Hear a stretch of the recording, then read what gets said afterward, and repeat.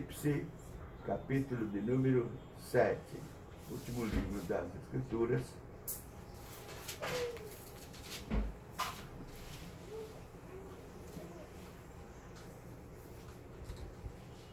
Diz assim a bendita, santa, inerrante, autoritativa palavra do nosso Deus. Apocalipse, capítulo 7.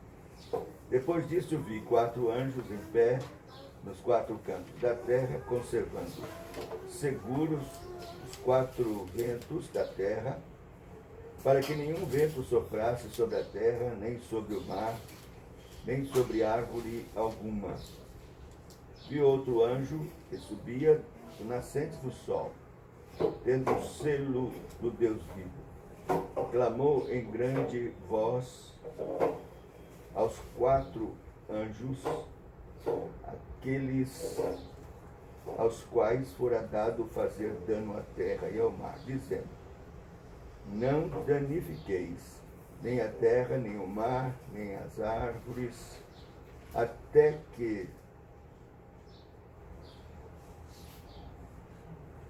sejam selados na fronte os servos do nosso Deus. Então ouvi o número dos que foram selados, que era 144.000 de todas as tribos dos filhos de Israel. Da tribo de Judá foram selados 12.000, da tribo de Ruben 12.000, da tribo de Gade 12.000, da tribo de Azer 12.000, da tribo de Naftali 12.000, da tribo de Manassés 12.000, da tribo de Simeão 12.000, da tribo de Levi 12.000, da tribo de Issacar 12.000, da tribo de Zebulon 12.000, da tribo de José 12.000, da tribo de Benjamim foram selados 12.000. Depois dessas coisas vi, e eis grande multidão, que ninguém podia enumerar, de todas as nações, tribos, povos e línguas, em pé diante do trono e diante do Cordeiro, vestidos de vestiduras brancas, com palmas nas mãos. E clamavam em grande voz, dizendo: ao nosso Deus, que se assenta no trono, e ao Cordeiro pertence a salvação. Todos os anjos estavam de pé, rodeando o trono. Os anciãos, os 4 seres viventes, e ante o trono se prostraram sobre o seu rosto e adoravam a Deus, dizendo: amém. Louvor e a glória, a sabedoria, as ações de graças, a honra, o poder, a força, sejam ao nosso Deus pelos séculos dos séculos. Amém. Um dos anciãos tomou a palavra, dizendo: estes que se vestem de vestiduras brancas, quem são e de onde vieram? Respondi-lhes: meu Senhor, tu sabes. Ele então me disse: são estes os que vêm de grande tribulação, lavaram suas vestiduras e as alvejaram no sangue do Cordeiro. Razão porque se acham diante do trono de Deus e o servem de dia e de noite no seu santuário. E aquele que se assenta no trono estenderá sobre eles o seu tabernáculo.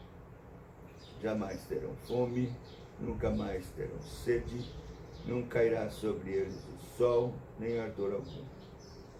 Pois o Cordeiro, que se encontra no meio do trono, os apacentará e os guiará para as fontes da água da vida. E Deus lhes enxugará dos olhos toda a lágrima. Que o Senhor, por sua graça, queira nos abençoar na ministração da sua santa palavra. Vamos orar pedindo exatamente isso. Nosso Deus, nosso Pai, humildemente nos colocamos diante de Ti, nesse momento em que nos reunimos como igreja do Senhor, no dia do Senhor. E agora, Senhor, especialmente na ministração da Tua santa palavra. Tendo também, Senhor, estes elementos benditos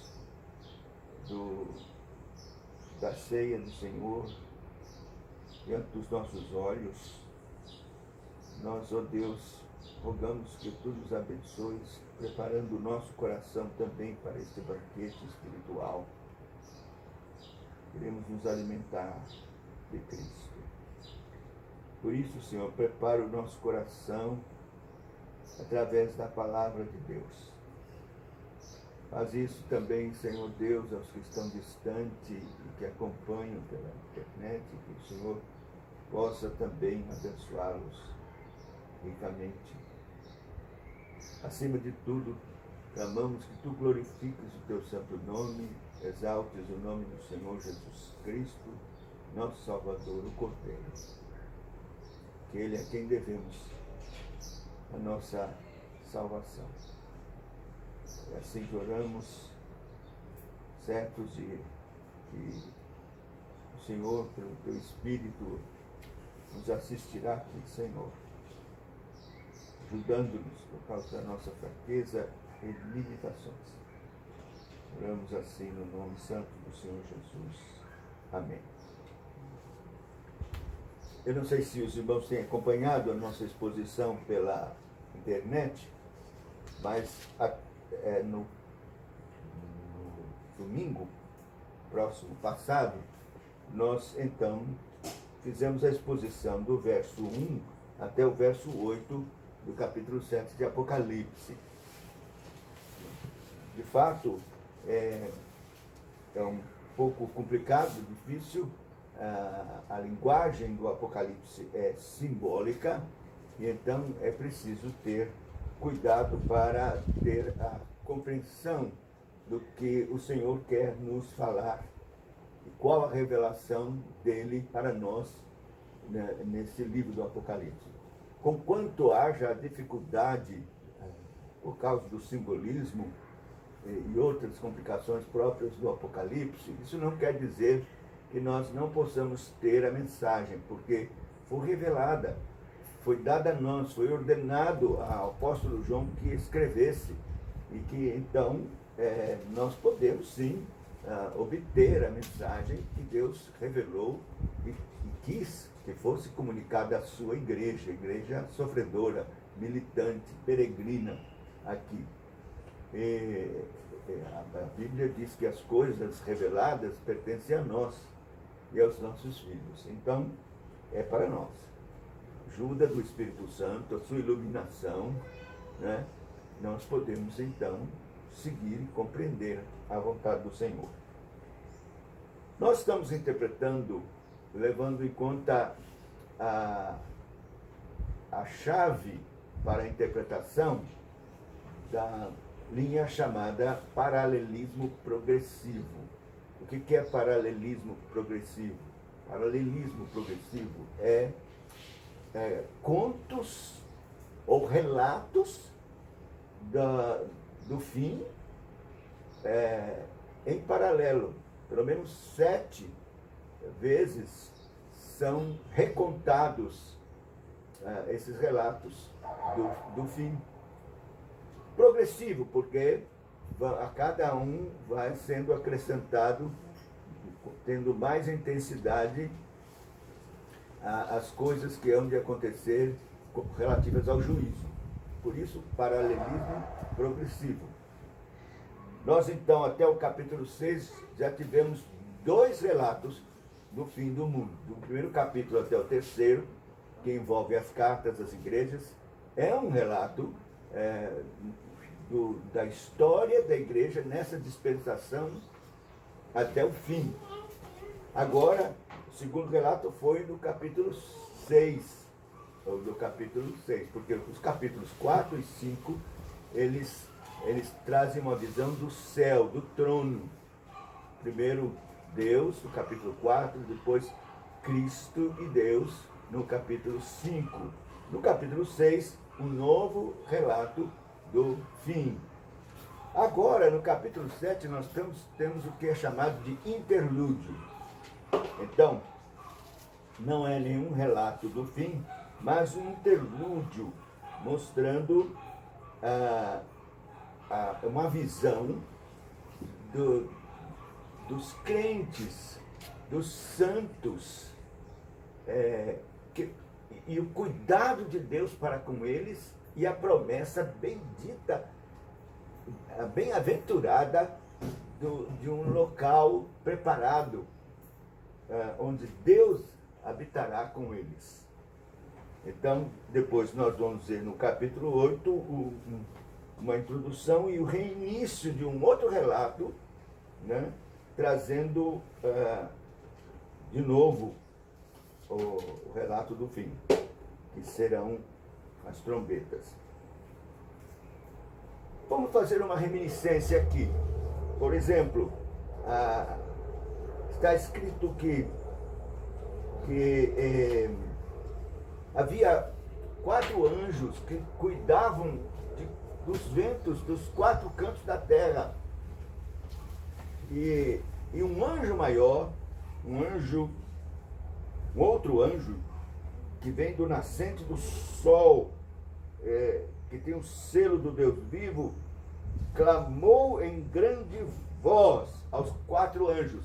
E alguns intérpretes acreditam que este anjo é o próprio Senhor Jesus, o anjo da aliança, que dá a ordem para que os anjos que tomam conta destes ventos não permitam que eles saiam, sustentem, não deixem que estes ventos de juízo, ventos que vêm da parte de Deus para executar juízo sobre a terra, saiam. Não só juízo, mas também provações e tribulações para os crentes. Então, o Senhor Jesus não permite que estes anjos soltem estes ventos, deixem que esses ventos saiam, sem que antes sejam selados os servos de Deus. Veja o cuidado amoroso de Cristo e de Deus para com a sua igreja. Primeiro, que eles sejam selados. Selados. É assim, então, que vem o relato desse ato de selar. Estou fazendo reminiscência, tem outros textos, mas como já fiz a exposição, nós não vamos lê-los, porque isso tem um pano de fundo do Antigo Testamento, esse ato de selar. Mas aí nós vemos que os que são selados, eles são 144 mil de todas as tribos dos filhos de Israel. Eu não sei se você já ouviu falar, os testemunhos de Jeová, as testemunhas de Jeová, gostam de falar desse número 144 mil, e segundo a escatologia deles, só esses de fato irão para o céu. Os outros não vão na ressurreição, vão habitar a terra e tal, mas isso não tem nada a ver. Os 144 mil não é literalmente, não é assim que nós vemos. A linguagem do Apocalipse é simbólica. Esses 144 mil representam, simbolizam toda a igreja. Toda a igreja. E por que são só judeus citados aqui? Bem, porque a igreja passa por Israel. É bom lembrar que Deus começa com o pacto envolvendo as nações, todas que um dia virão, e estão vindo para Cristo, antes passaram por Israel. Deus quis assim. Ele fez um pacto primeiro com Abraão e com Jacó, filho de Abraão, e com seus filhos chamados patriarcas, e com esta nação, para que o evangelho chegasse a todos. E então é interessante ver que o Apocalipse está aqui seguindo o propósito de Deus, que é começar com Israel, mas trazer os gentios, conforme Deus prometeu, e uni-los num só corpo. Nós vemos isso aqui mesmo. Nós temos 12, esse número aqui também simbólico, de cada tribo, representa, então, a igreja no Antigo Testamento. 12 patriarcas. Mas se nós olharmos no capítulo 21 de Apocalipse, você seguindo lá para frente, veja o que diz aqui, a descrição da noiva, da Nova Jerusalém, que é a igreja no seu todo, antiga e na nova dispensação. Veja o verso de número 12. Tinha grande muralha, 12 portas, e junto às portas 12 anjos, e sobre elas nomes escritos, que são os nomes das 12 tribos dos filhos de Israel, representantes da igreja do Velho Testamento. Aí segue, assim, 3 portas achavam-se a leste, 3 ao norte, 3 ao sul, 3 ao oeste. A muralha tinha 12 fundamentos, e estavam sobre esses 12 nomes dos 12 apóstolos do Cordeiro. Está vendo? Então nós temos 12 patriarcas e 12 apóstolos. Igreja do Velho Testamento, igreja do Novo Testamento, formando a estrutura da Nova Jerusalém, da noiva da igreja. Assim, nós temos aqui 12 de cada tribo, representando 12 patriarcas. E temos lá no capítulo 21, o fundamento com 12 nomes dos apóstolos. 12 vezes 12, 144. Vezes 1000, porque o número 1000 é número de completude. É um número simbólico, mas que é completude. Então, 144. 1000 é a completude, o total dos eleitos, da igreja do Senhor, em todas as eras. Velho e Novo Testamento. 144.000 selados, a igreja do Senhor na sua totalidade selada. Nós estamos no meio destes aqui. Mas por que as tribos de Judá? Por que desta forma? Esta forma que apresenta de cada tribo 12.000 e tal, é uma fórmula comum usada no Antigo Testamento para recenseamento militar. Você vai encontrar isso no Antigo Testamento. A mesma fórmula, dizendo quantos que podiam puxar a espada, de 20 anos para cima. Então, essa ideia aqui é também militar. É uma ideia em que Deus arregimenta um exército, sua igreja, para sair à peleja na pregação do Evangelho e implantação do reino. Você se lembra quando falamos a respeito dos cavaleiros? O primeiro cavaleiro branco, um cavalo branco, era Cristo, que saiu para vencer com um arco. E ele é o nosso general e vai à frente deste exército para que o Evangelho seja pregado. Então, são essas características aqui que nós queríamos, a título de reminiscência, lembrar e colocar sobre estes 144.000. Mas agora vamos à exposição do nosso texto, conforme temos que fazer hoje. Aqui nós temos a visão dos glorificados. Depois destas coisas vi, e eis grande multidão que ninguém podia enumerar, de todas as nações, tribos, povos, línguas, em pé diante do trono e diante do Cordeiro, vestidos de vestiduras brancas, com palmas nas mãos. Quem são estes? Bom, o próprio texto vai responder. Mas eu quero que você entenda que esse depois destas coisas não significa que esta multidão seja diferente dos 144.000. Não. É a mesma coisa. Só que agora de forma mais clara, nesta descrição de que não são só judeus, que de fato são todas as nações, raças, tribos e nações, inclusive judeus, estão inclusos nesta multidão. todas as nações, isto é, todos os crentes, todos os eleitos de todas as nações, de todas as tribos, povos e línguas.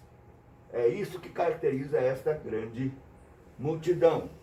Isso é importante porque o ensino da palavra de Deus, que muitas vezes é negligenciado com relação ao propósito, o plano redentivo de Deus desde o princípio, é negligenciado porque não querem considerar o aliancismo ou o pacto, a doutrina do pacto. Quando se negligencia a doutrina do pacto, então se faz distinção entre Israel e igreja. Infelizmente, uma heresia chamada dispensacionalismo, que se tornou muito popular a partir de 1920 e atingiu todas as igrejas, denominações, na sua maioria, pentecostais, batistas, e até hoje muito presbiterianos também, infelizmente. Isso se tornou popular por uma Bíblia chamada Bíblia de Scofield. Essa Bíblia ensina isso, essa divisão entre Israel e igreja, porque desconsidera o pacto, a aliança. Mas nós não podemos fazer isso. Isto é um erro crasso em que faz essa divisão e chegam a desprezar o Antigo Testamento, porque já passou, é coisa da lei, e agora nós estamos na graça, e então desprezam completamente e fazem uma confusão com relação ao entendimento das Escrituras. Não podemos desprezar a doutrina do pacto. E eu vou mostrar isso agora. Vamos abrir lá em Gênesis, e nós vamos ver em Gênesis alguns capítulos que mostram, primeiro, o propósito de Deus com relação às outras nações. Vamos começar com Gênesis 32, versículo 12. Se você puder acompanhar, é muito bom e vai ajudar no seu entendimento. 32, versículo 12, diz assim: e disse, certamente eu te farei bem, e dar-te-ei a descendência como a areia do mar, que pela multidão não se pode contar. Então, isso está de acordo com a multidão que foi vista lá por João. Mas vamos ainda ler Hebreus capítulo 11, versículo 12.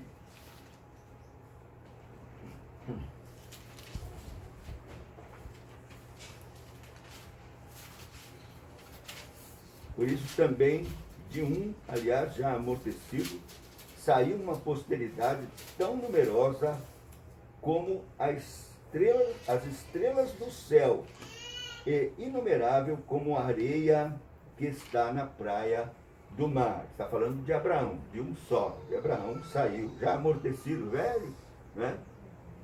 Toda a multidão dos crentes, por causa do pacto que Deus fez. Vamos ver o pacto no capítulo 17, propriamente dito. O pacto que Deus faz tão claro aqui com Abraão, a partir do verso de número 4. Gênesis 17, 4. Quanto a mim, será contigo a minha aliança, meu pacto. Serás pai de numerosas nações. Veja o pacto. Embora tenha começado com Israel, o objetivo é numerosas nações. Abrão já não será o teu nome, e sim Abraão, pois por pai de numerosas nações te constituí. Far-te-ei fecundo, e extraordinariamente de ti farei nações, e reis procederão de ti. Estabelecerei a minha aliança entre mim e ti, a tua descendência no decurso das suas gerações, aliança perpétua para ser teu Deus e da tua descendência.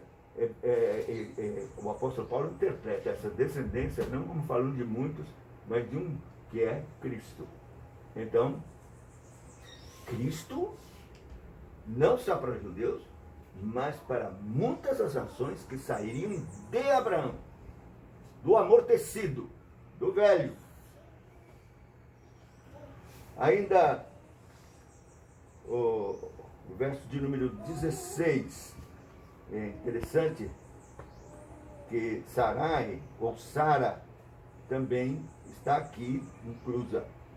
Abençoá-la-ei e dela te darei um filho.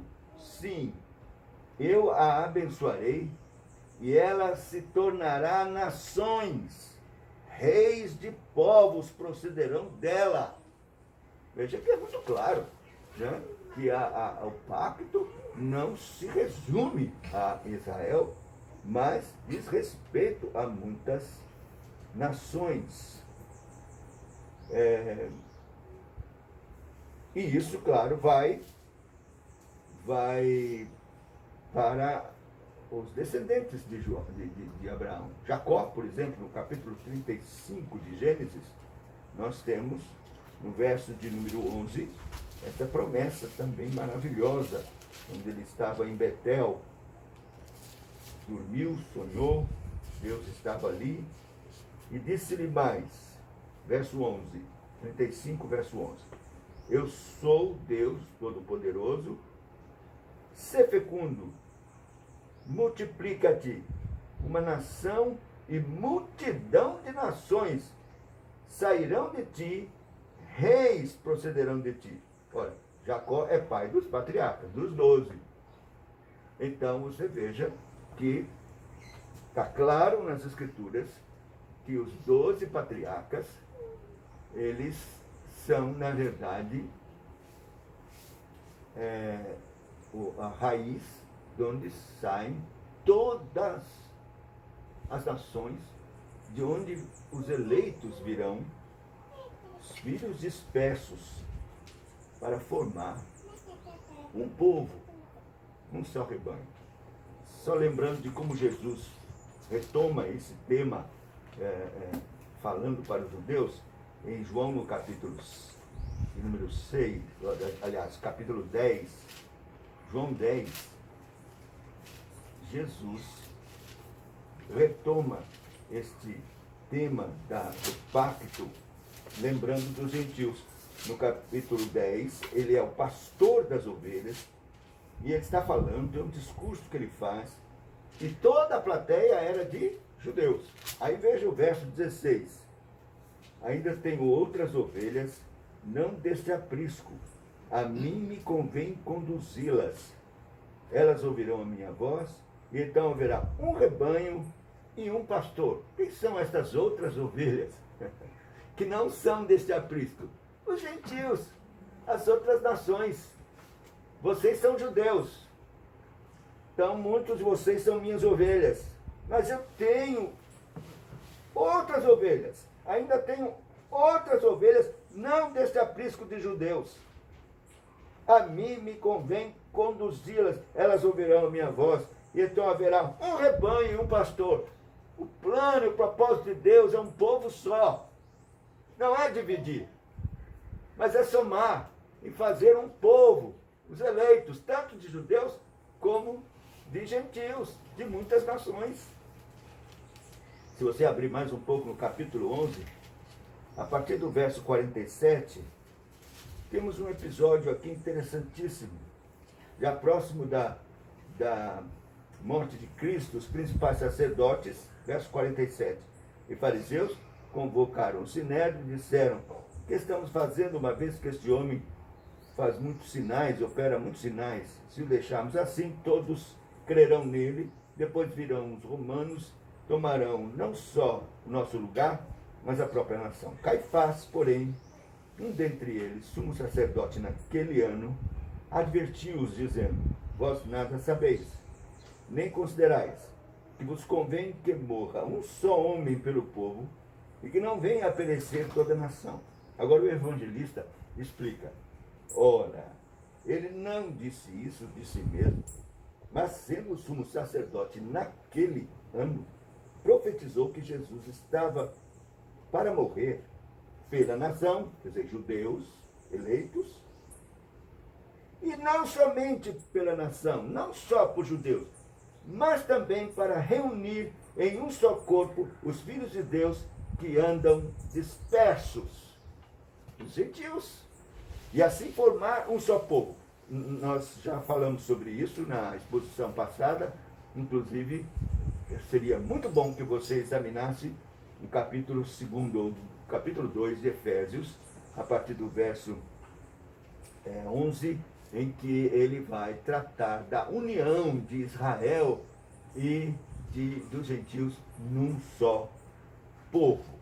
Então, voltando para o nosso texto, agora nós olhamos para essa grande multidão e entendemos que ela está dentro do pacto, do propósito eterno de Deus, desde a eternidade, quando o Senhor quis salvar um povo. E é interessante, você precisa saber, que antes que existisse qualquer coisa criada na eternidade, Deus quis salvar, quis criar todas as coisas, e sabendo que os homens e anjos iriam pecar, ele então escolheu tanto os homens como os anjos que ele quis salvar. Então ele escreveu num livro o nome de cada eleito, de cada um que ele haveria de salvar. De toda a história da humanidade, antes que fosse criado qualquer coisa, ele escreveu o seu nome, o meu, e o nome de cada eleito que ele amou antes da fundação do mundo, num livro. E ele apresentou esse livro na reunião da Trindade e disse: é preciso um redentor para redimir esses, eles vão pecar. E então Cristo se apresenta, atendendo a convocação, sabendo que essa era a vontade do Pai, se apresenta: se eu vou ser esse redentor. E o livro foi entregue para ele. Naquela hora ele morre, na eternidade. Ele morre. E o sangue dele aparece na eternidade e mela o livro. E o livro, que era chamado Livro da Vida, passa a se chamar agora Livro da Vida do Cordeiro. Talvez você esteja pensando: pastor, onde é que está isso na Bíblia? Por caridade. Então vamos abrir em Apocalipse, no capítulo de número 13, veja o verso de número 8. Diz: e adorá-la-ão, quer dizer, vão adorar a besta, todos os que habitam sobre a terra, aqueles cujos nomes não foram escritos no livro da vida do Cordeiro, que foi morto desde a fundação do mundo. Olha, Apocalipse, capítulo 13, versículo 8. Nós temos aqui nomes escritos num livro chamado Livro da Vida do Cordeiro, que foi morto onde? Como? Onde? Desde a fundação do mundo. Então isso aconteceu e ficou claro na eternidade e se efetivou na plenitude dos tempos. Mas Cristo morreu lá. E o sangue dele derramado sobre esse livro faz com que ele seja chamado Livro da Vida do Cordeiro, que foi morto antes da fundação do mundo. Se você abrir em 1 Pedro, primeira epístola de Pedro, no capítulo 1, verso 18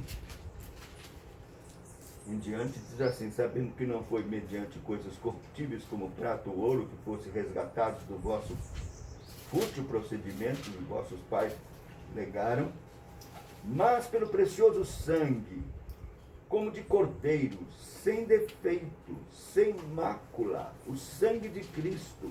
Presta atenção no verso 20.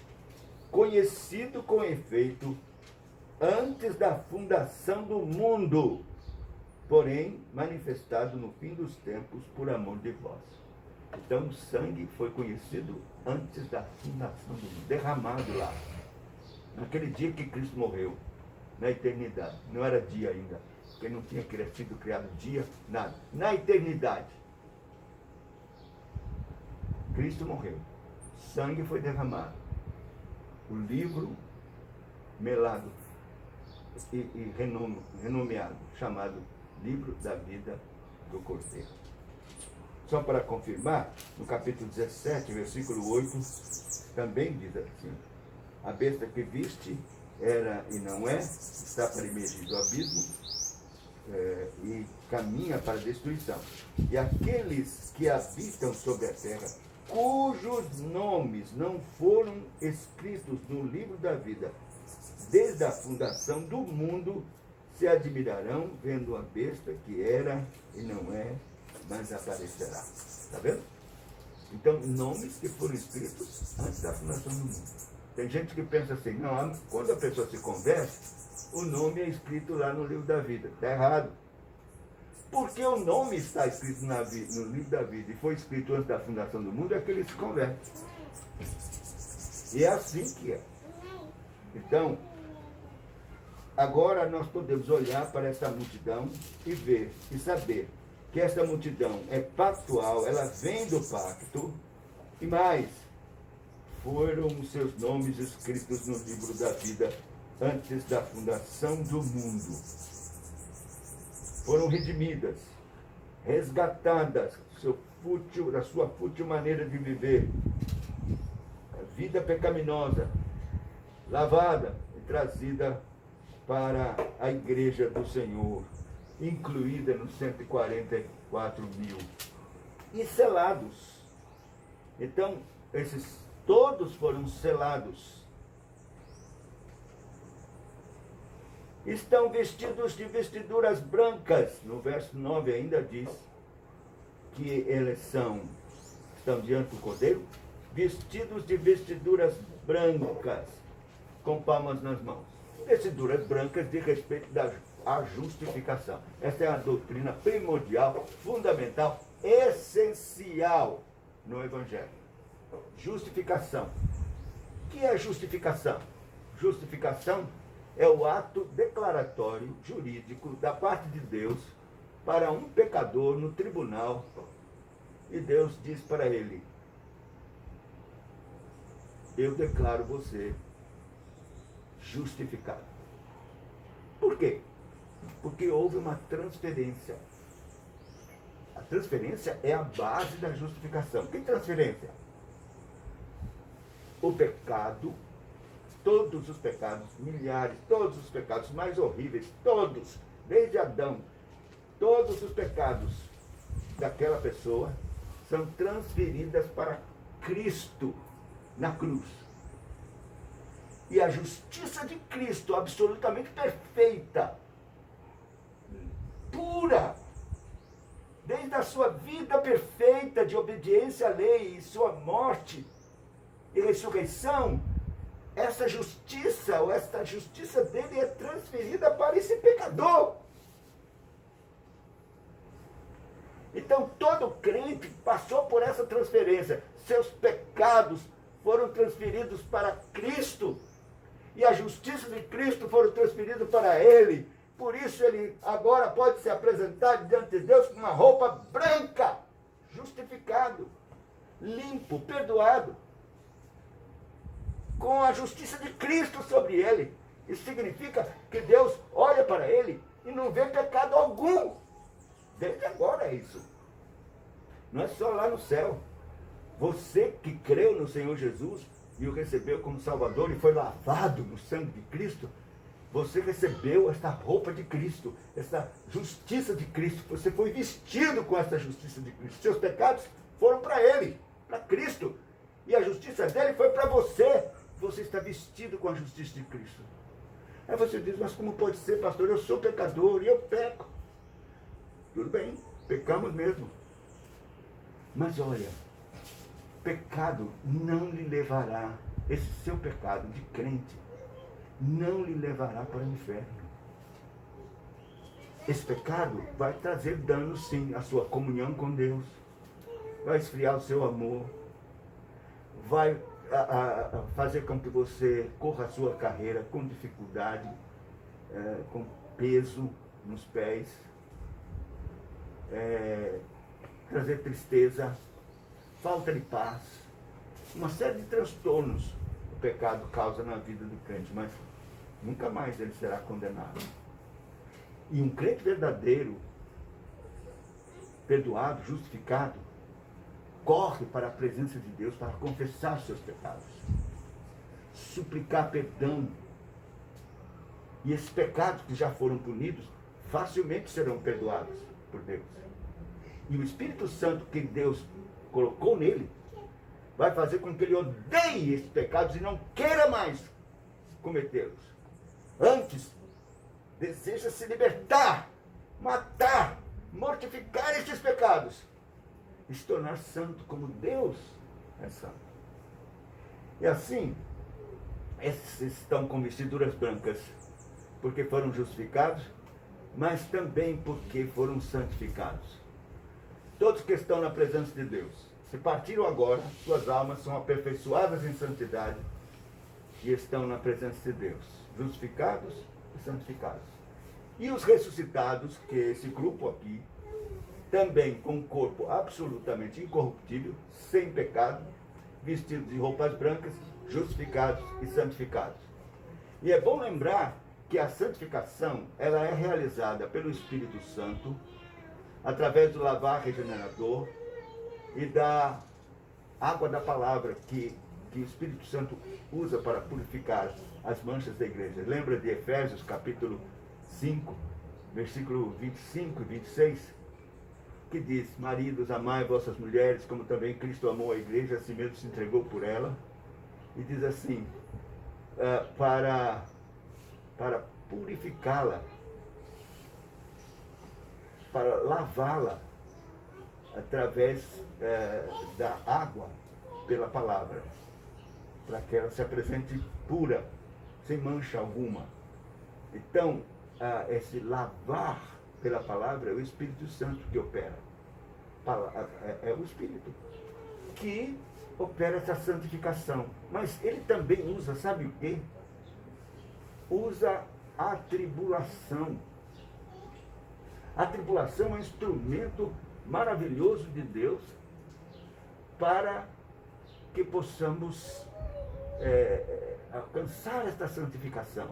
Por isso, Deus não nos livrou da tribulação. Esse grupo aqui, você vai ver, eles vieram de grande tribulação. Veja, que é assim que diz, o ancião pergunta: de onde vieram? Quem são e de onde vieram? Aí diz assim, diz o texto: um dos anciãos tomou a palavra, verso 13, dizendo: estes que vêm, que se vestem de vestiduras brancas, quem são, de onde vieram? Respondi-lhe: meu senhor, tu sabes. Ele então disse: são estes os que vêm de grande tribulação. Lavaram suas vestiduras e as alvejaram no sangue do Cordeiro. Vem de grande tribulação. Então, Deus não livra os crentes, a sua igreja, de grande tribulação. Não. Eles passam pela grande tribulação.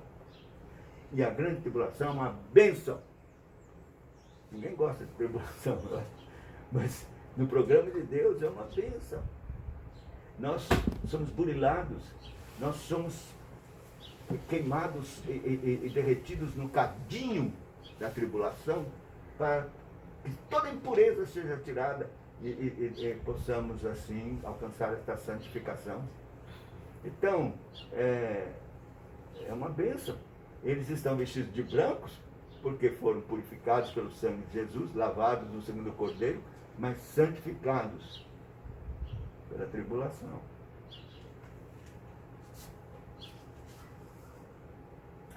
Então, é isso que nós aprendemos na palavra do Senhor. Daniel, capítulo 11, versículo 35, lá é bom lembrar que esses textos do Antigo Testamento estão na mente de João, que conhecia muito bem o Antigo Testamento. Então, capítulo 12 de Daniel fala dessa tribulação, mas fala também desse benefício da tribulação. Daniel, capítulo 12, veja Daniel 11, desculpe, 35. Alguns dos sábios cairão para serem provados, purificados e embranquecidos até o tempo do fim, porque se dará ainda um tempo determinado. É Daniel 11, 35, está vendo? Alguns dos sábios, dos crentes, cairão para serem provados, vão ser colocados no cadinho, purificados e embranquecidos até o tempo do fim.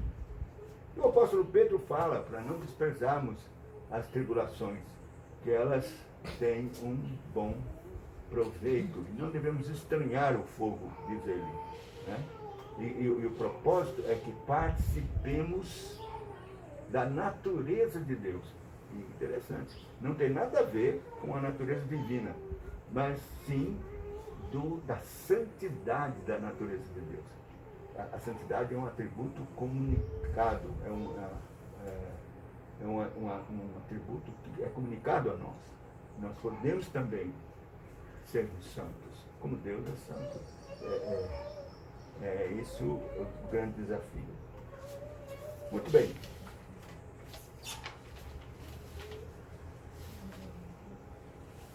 Então há um culto maravilhoso lá de adoração ao Senhor, em que o povo todo reunido clama, verso 10, em grande voz, dizendo ao nosso Deus, que se assenta no trono, e ao Cordeiro pertence a salvação. É um reconhecimento de que a salvação vem de Deus. Não é? Nós ensinamos e temos pregado aqui a predestinação, a eleição, a predestinação e a salvação de forma monergística, isto é, só Deus. Ele opera a salvação do começo ao fim. O homem está morto nos seus delitos e pecados. A salvação não vem dele. Não há, o livre-arbítrio está escravizado. E o homem não tem nem condições de se voltar para Deus. É Deus quem opera nele, do começo ao fim. Primeiro vivificando, generando, de modo que ele então acorde e possa reconhecer que há um Deus santo nos céus e que ele está de fato complicado nos seus pecados, implicado pelos seus pecados e condenado por causa dos seus pecados. E o Espírito Santo então começa a convencê-lo desta miséria, desse pecado, dá fé ao seu coração, arrependimento, e opera nele esta conversão maravilhosa. É tudo Deus quem faz, do começo ao fim, né? E é Ele quem nos sustenta também na salvação. Imagine esses que não creem nesse ato soberano de Deus, ficam com medo de perder a salvação. E e se eu morrer pecando? Ficam com esse receio, com esse medo. Por quê? Porque não creem que a salvação pertence ao Senhor. Aqueles que Deus elegeu, escolheu e empenhou a vida do seu próprio filho para salvar, não vai deixar perecer. O Senhor Jesus diz assim, as minhas ovelhas têm a vida eterna, jamais perecerão. E ele diz por quê? Porque o meu Pai, que tem tudo, ninguém pode arrebatar da mão dele. Então, os que estão lá diante de Deus, agora estão convictos da predestinação, da soberania de Deus na salvação. Lá não vai ter arminiano nenhum, todos vão compreender perfeitamente que é Deus, somente Deus, quem salva e preserva, que a salvação pertence a Ele, e vão então cantar ao nosso Deus, que se assenta no trono, e ao Cordeiro pertence a salvação. E os anjos também irão fazer coro com este louvor. Você deve se lembrar que os anjos têm que agradecer a Deus, não pela cruz, nem pelo Calvário, mas pela salvação de Deus na eleição. Porque Deus criou os anjos e eles podiam pecar. E pecaram. Milhares seguiram Satanás, né? Caíram do seu estado, se tornaram demônios. E está reservado para eles negritude, grilhões e o mais profundo do inferno. Mas uma miríades de anjos não caíram. Por que não caíram? Porque Deus os elegeu. Deus os escolheu. Veja o que diz aqui 1 Timóteo, no capítulo de número 2. 1 Timóteo 2.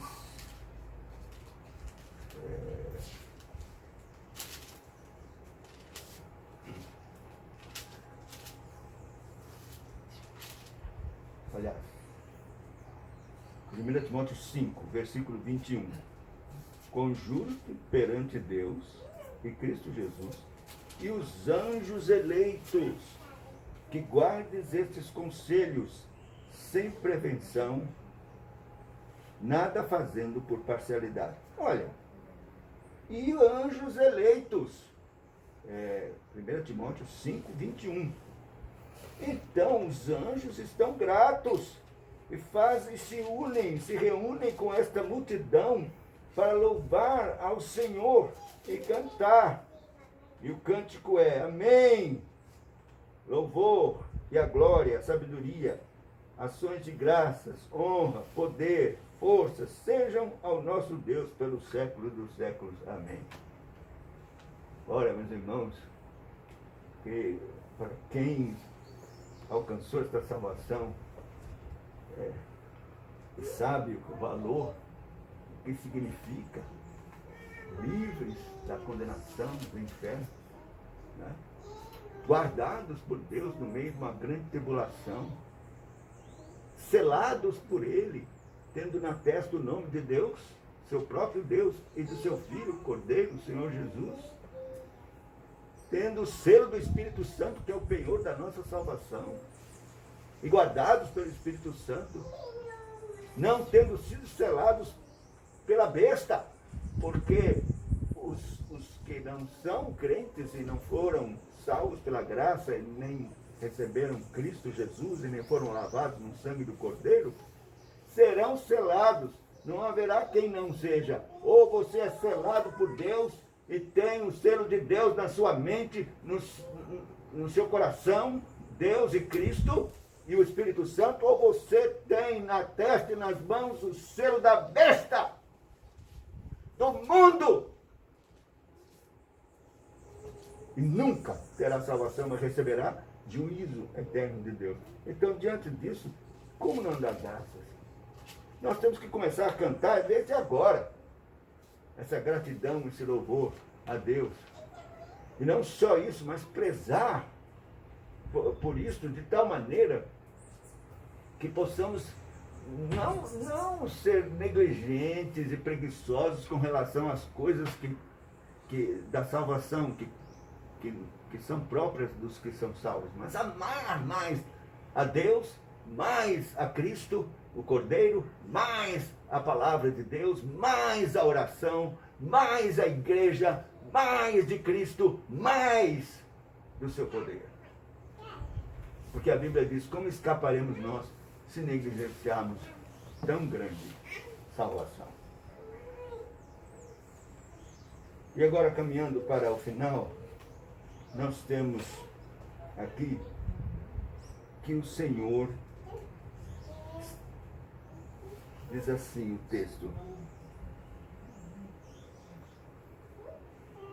Nós já vimos, né, que a multidão é identificada como aqueles que vieram de grande tribulação e lavaram suas vestiduras no sangue do Cordeiro, razão porque se acham diante do trono, verso 15, trono de Deus, e o servem de dia e de noite, no seu santuário. Aquele que se assenta no trono estenderá sobre eles o seu tabernáculo. Mais para frente você vai ver que não existe templo no céu. Não existe mesmo, porque o templo é tipo de Cristo. Cristo é o templo. Né? Ele disse, vocês vão destruir esse santuário, pois eu o reerguerei em 3 dias. Aí todo mundo ficou, que é isso? Foi 40 anos para construir esse templo aqui. E você diz que em 3 dias vai reedificar? Eles não entendem que Jesus estava falando do seu próprio corpo. Ele estava falando de si mesmo. Ele é o templo. A igreja, que é o corpo dele, é o templo. Não paredes, pessoas, pedras vivas. Este é o santuário que ele está reerguendo, que Tiago fala lá em Atos, no capítulo 15, citando um profeta, ele diz que está sendo reerguido o tabernáculo de Davi, que havia sido destruído. Está sendo reconstruído. É o edifício de Deus, a igreja. Ele é o tabernáculo. Então ele vai estender esse tabernáculo sobre nós. O que é que significa isso? Esta expressão da maior importância, que fala do regozijo maior de alguém nos céus, que é a presença de Cristo. Tabernacular significa habitar com. É isso? Esse é o mistério da encarnação. A encarnação significa Deus tabernaculando conosco. Ele tabernaculou conosco. Quer dizer, ele veio habitar conosco. É isso que quer dizer Emanuel, Deus conosco.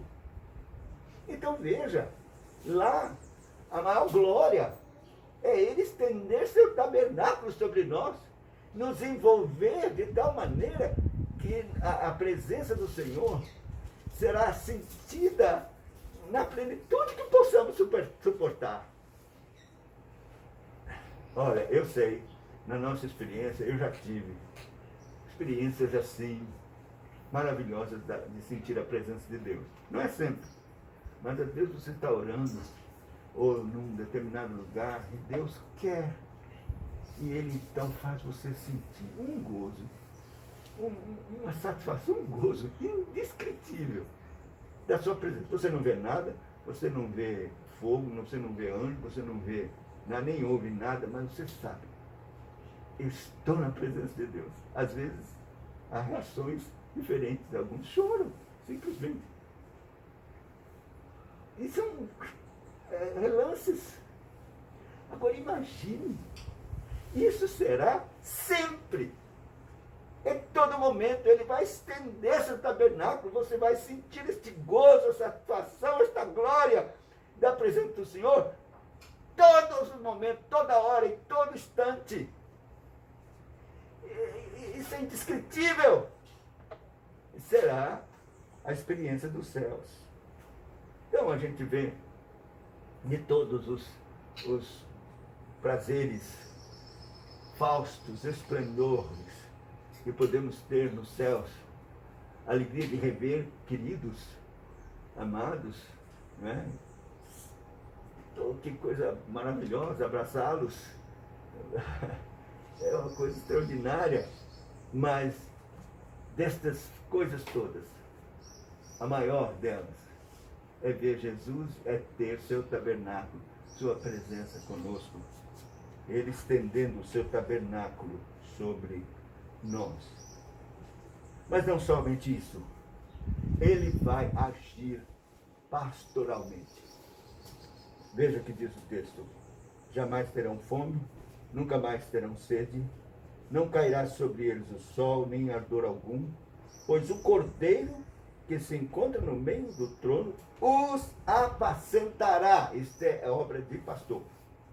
Os apacentará e os guiará para fontes da água da vida. Como o Salmo 23 diz, a pastos verdejantes, a águas tranquilas, o pastor faz isso, pois é, ele vai fazer de forma plena lá nos céus. E enxugará, Deus enxugará dos olhos toda lágrima. Então, meus irmãos, é uma experiência maravilhosa, consoladora. Eu fico pensando, porque tudo tem um propósito. E Cristo queria que João visse tudo isso e escrevesse para consolar sua igreja sofredora, que está aqui caminhando, cheia de dificuldades, de problemas. Está aí a pandemia, e mais não sei o quê, e problemas que a gente nem sabe, ainda que possam surgir. Aflições que nós temos em casa, lutas que temos cada um. Pois bem, você tem esta visão consoladora. O que Deus quer que você, como igreja sofredora, veja o que vai acontecer no fim. Para que você se anime, não desanime, mas fique firme, sabendo que haverá uma recompensa em que Deus dará. Eu separei aqui pelo menos 4 lições de tudo que nós ouvimos. Primeiro, vamos ser selados. Ou, na verdade, já fomos selados. É preciso ser selado pelo Espírito Santo. Você foi selado pelo Espírito Santo. Se você, de fato, nasceu de novo, você foi selado pelo Espírito Santo. Porque esta é uma obra do Espírito. Ele regenera, ele sela. Ele mesmo. A Bíblia fala do selo do Espírito Santo. E é muito importante e necessário. Ser lavado pelo sangue de Cristo. Veja, essa multidão passou pelo Evangelho. Evangelho verdadeiro, Evangelho do sangue. Cuidado, porque Satanás tem tentado mudar a essência do Evangelho de todas as formas. O apóstolo Paulo chegou em Gálatas, depois de um tempo, e disse: o que aconteceu? Vocês mudaram. Isso que você está falando aí é um outro Evangelho, não foi o que ensinei.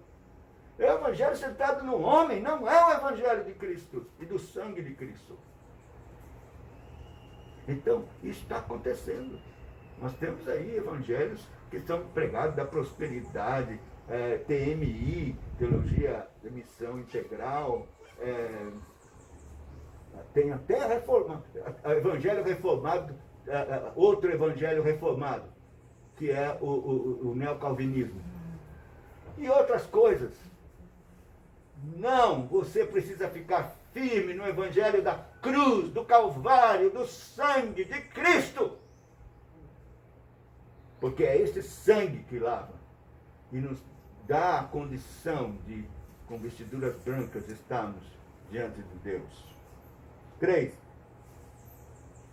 Deus, ele não nos livra da grande tribulação, mas nos fortalece.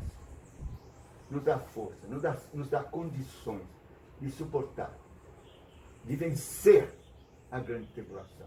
Como os nossos irmãos venceram. Leia Hebreus 11.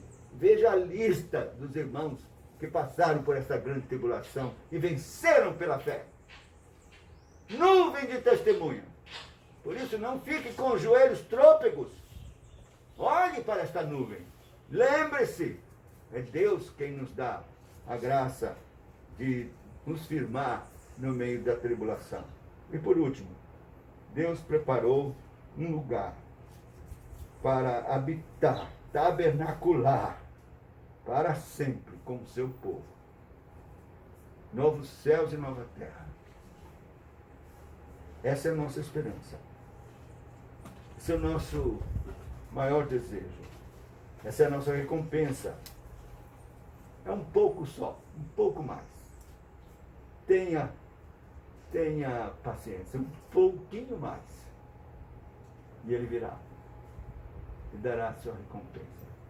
E vamos todos estar juntos naquela grande multidão, vestido de branco, com palmas nas mãos, que significa vitória, cantando ao Senhor: o Senhor, o Cordeiro, pertence à salvação.